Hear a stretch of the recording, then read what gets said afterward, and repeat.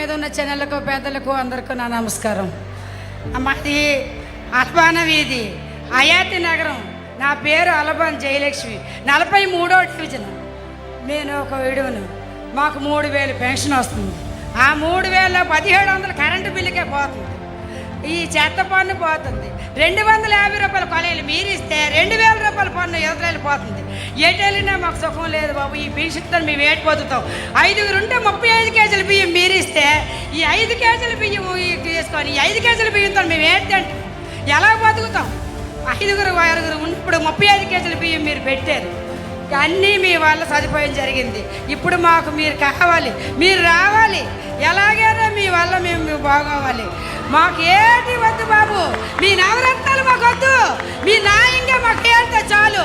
మీ మీద మేమేటి ఆశించలేదు. మీరు మళ్ళీ రావాలి. మా పిల్లలకి చిన్నప్పటి నుంచి సైకిల్ తొక్కించాం. ఇప్పుడు ఎవరు బైకుల మీద వెళ్ళిపోవడం లేదు. చిన్నప్పటి నుంచి సైకిలే. ఇప్పుడు కూడా సైకిలే కావాలి.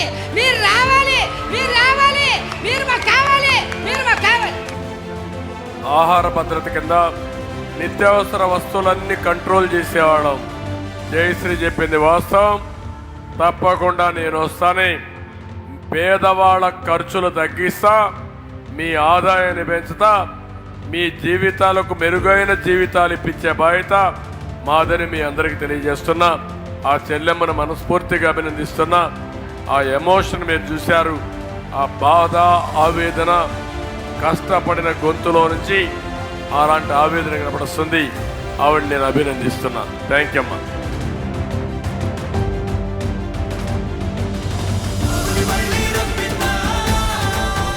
చంద్రబాబుని మళ్ళీ రప్పిద్దాం.